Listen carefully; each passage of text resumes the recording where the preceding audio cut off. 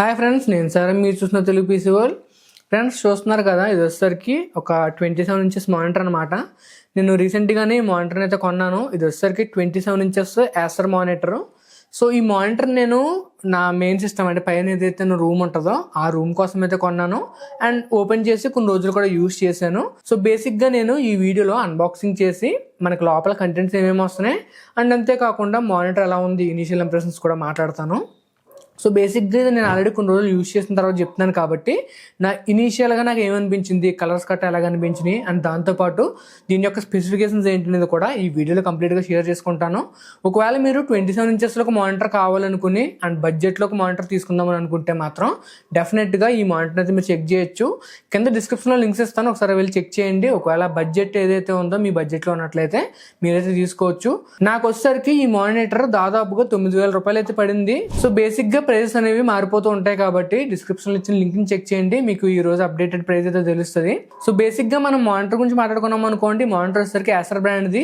మనం ఫ్రంట్ నుంచి చూసుకున్నట్లయితే వీళ్ళు పెద్దగా ఇన్ఫర్మేషన్ అనేది ఏం ప్రొవైడ్ చేయలేదు, జస్ట్ మానిటర్ ఎలా ఉంటుందో చూపించారు అండ్ అంతేకాకుండా ఎన్ని ఇంచెస్ మానిటర్ అని చెప్పేసి రాశారు. అండ్ దాంతోపాటు మనకి ఏదైతే సిరీస్ ఉందో ఆ సిరీస్ గురించి అయితే మెన్షన్ చేశారు. మీరు సైడ్స్ చూసుకున్నారు అనుకోండి, సైడ్స్ మనకి కొంచెం ఇన్ఫర్మేషన్ అయితే ప్రొవైడ్ చేశారు. లైక్ ఏంటంటే మనకి ప్యానల్ ఏంటి, ఈ మానిటర్ వచ్చేసరికి ఐపీఎస్ ప్యానల్ కాబట్టి ఐపీఎస్ ప్యానల్ అని రాశారు. అంతేకాకుండా దీని యొక్క రెస్పాన్స్ టైం ఎంత, 1 ms మనకి దీని రెస్పాన్స్ టైము. రిఫ్రెష్ రేట్ వచ్చేసరికి 120 Hz. సో ఇలా మనకి ఏదైతే ఇన్ఫర్మేషన్ ఉందో ఆ ఇన్ఫర్మేషన్ మొత్తాన్ని కూడా వీళ్ళు ఒక సైడ్ అయితే ప్రొవైడ్ చేశారు. ఇంకొక సైడ్ వచ్చేసరికి దీన్ని ఎప్పుడు మ్యానుఫ్యాక్చరింగ్ చేశారు, మనకి ఎప్పుడు ఇంపోర్ట్ అయ్యింది, దీని యొక్క మ్యాక్సిమం రీటైల్ ప్రైస్ ఎంత, ఇవన్నీ కూడా మనకి ఇంకొక సైడ్ని అయితే కంప్లీట్గా ఇన్ఫర్మేషన్ అయితే ఇచ్చారనమాట. మనం వెనకాల చూసుకున్నాం అనుకోండి, వెనకాల కూడా మనకి సేమ్ మనకి ఫ్రంట్ ఎలాగైతే ఉందో బాక్స్, వెనకాల చూడడానికి కూడా సేమ్ అలాగే ఉంది, డిఫరెన్స్ అయితే ఏమీ లేదు. సో మనం ఇప్పుడు బాక్స్ని ఓపెన్ చేసి బాక్స్ కంటెంట్ గురించి మాట్లాడుకుందాం అండ్ అంతేకాకుండా మనకి ప్యాకేజింగ్ ఎలా వచ్చిందో కూడా నేను మీకు చెప్తాను. సో బేసిక్గా ప్యాకేజింగ్ చూసుకున్నాం అనుకోండి, బాక్స్ ప్యాకేజింగ్ అయితే నాకు నచ్చింది. సో ఇనీషియల్గా నాకు ఏమనిపించింది అంటే, బాక్స్ మనకి ప్రీవియస్గా నేను 22 ఇంచెస్ మానిటర్ కూడా కొన్ని అన్బాక్సింగ్ అయితే చేశాను. అందులో మనకి థర్మాకోల్ అనేది కంప్లీట్గా వచ్చింది, బట్ ఇందులో మాత్రం కొంచెం వరకు థర్మాకోల్ అనేది కంప్లీట్గా రాలేదు.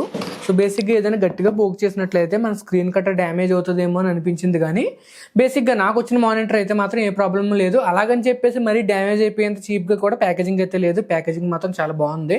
సో బేసిక్గా నాకు సఫిషియెంట్ అయితే అనిపించింది. అండ్ బాక్స్కి సంబంధించిన కంటెంట్ చూసుకున్నాం అనుకోండి, బాక్స్లో మనకి మన మానిటర్ ఇచ్చారు. సో మనకి బేస్ ఏదైతే ఉంటుందో బేస్ని అలాగే మానిటర్ని కలపడానికి ఒక చిన్న స్టాండ్ లాగా అయితే ఇచ్చారు అనమాట. సో ఇవన్నీ కూడా మనకి బాక్స్లో అయితే ప్రొవైడ్ చేశారు. అండ్ దాంతోపాటు ఈ మానిటర్కి సంబంధించిన యూజర్ మాన్యువల్స్ అవ్వచ్చు, ఇవన్నీ కూడా వాళ్ళు బాక్స్లోనే ప్రొవైడ్ అయితే చేశారు. అండ్ ఫైనల్గా మనం మాట్లాడుకోవాల్సింది ఏంటంటే, దీనికి సంబంధించిన డీసీ అడాప్టర్ గురించి అయితే మాట్లాడుకోవాలి. బాక్స్లోనే మనకి అడాప్టర్ని కూడా ప్రొవైడ్ చేశారు. సో దాన్ని యూజ్ చేసి మనం కనెక్ట్ చేసుకున్నట్లయితే మానిటర్కి పవర్ అయితే వెళ్తుంది. అండ్ మనం కనెక్షన్ గురించి మాట్లాడుకున్నాం అనుకోండి, బేసిక్గా మనకి ఏ మానిటర్లోనైనా కూడా HDMI కేబుల్ అయితే ప్రొవైడ్ చేస్తారో ఈ మానిటర్లో కూడా వీళ్ళు HDMI కేబుల్నే ప్రొవైడ్ చేశారు.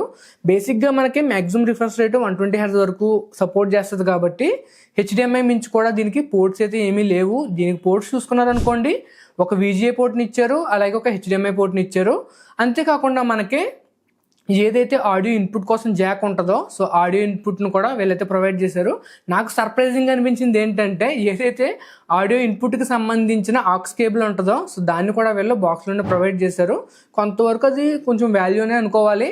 ఎందుకంటే ఒకవేళ మనం ఆడియోని కనుక VGA కేబుల్ ద్వారా కావాలని అనుకుంటే అది పాసిబుల్ కాదు. కాబట్టి VGAని మనం డైరెక్ట్గా మానిటర్ కనెక్ట్ చేసుకుని ఆడియోకి సంబంధించిన ఆక్స్ కేబుల్ ఏదైతే ఉంటుందో అది మన కంప్యూటర్ నుంచి ఈ మానిటర్ కనెక్ట్ చేసుకున్నట్లయితే ఇంటిగ్రేటెడ్గానే దీనికి 2 స్పీకర్స్ ఉన్నాయి కాబట్టి ఆ 2 స్పీకర్స్లోంచి సౌండ్ని వినే అవకాశం అయితే ఉంటుంది.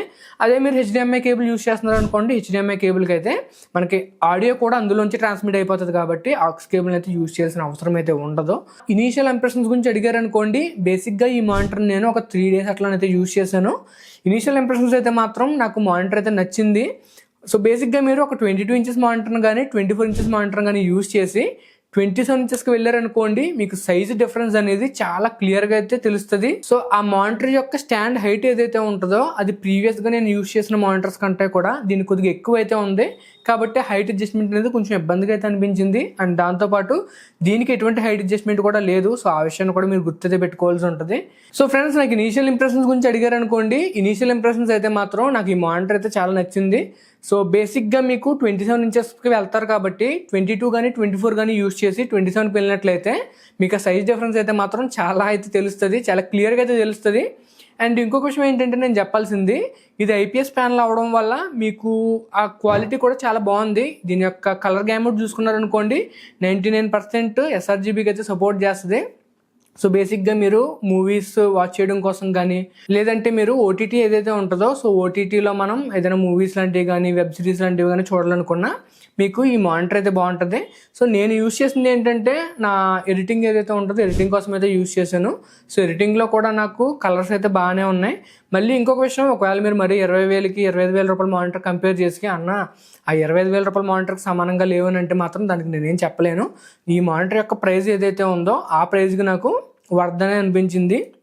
చాలామంది ఏంటంటే చీప్ బ్రాండ్స్ దగ్గర నుంచి కొనడానికి ప్రయత్నిస్తూ ఉంటారో, మీరు రెప్యూటెడ్ బ్రాండ్స్ తీసుకోవడానికి ప్రయత్నించండి. ఇటువంటి బ్రాండ్స్ అనుకోండి మీకు వారంటీ బాగుంటుంది, అంతేకాకుండా సర్వీస్ కూడా చాలా బాగుంటుంది. కాబట్టి సో బేసిక్గా నేను ఒక మంచి బ్రాండెడ్, అది ఓన్లీ యాసర్ అనే కాదు, కావాలనుకుంటే మీరు బెన్క్యూలో కానీ లేకపోతే ఎల్జీలో కానీ శాంసంగ్లో కానీ ఇలా మంచి బ్రాండ్ నుంచి తీసుకోవడానికి ప్రయత్నించండి. అంతేగాని మనకి ఏదో తక్కువ రేటుకి వస్తుందని చెప్పేసి రీసెంట్గా కొన్ని బ్రాండ్స్ అయితే వచ్చినాయి, సో అటువంటి బ్రాండ్స్ నుంచి తీసుకున్నట్లయితే తర్వాత ఏదైనా ప్రాబ్లం వచ్చినప్పుడు మాత్రం మీరు కొంచెం ఇబ్బందులను అయితే ఫేస్ చేయాల్సి ఉంటుంది.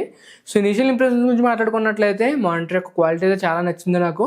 మినిమం నేను ఒక 10 days కానీ 15 days కానీ యూస్ చేసి ఫుల్ రివ్యూని అయితే పోస్ట్ చేస్తాను. నాకు ఎట్లా అనిపించింది, కలర్స్ ఎలా ఉన్నాయి, బాగున్నాయా లేదా, అండ్ రిఫ్రెష్ రేట్కి సంబంధించి గేమింగ్ ఎక్స్పీరియన్స్ ఇవన్నీ కూడా నేను షేర్ చేసుకుంటాను. సో ఫ్రెండ్స్, ఈరోజు వీడియో అయితే మీకు నచ్చింది అనుకుంటున్నాను. నచ్చితే కనుక లైక్ చేయండి, షేర్ చేయండి, సబ్స్క్రైబ్ చేసుకోండి. నేను Ram signing up guys, bye.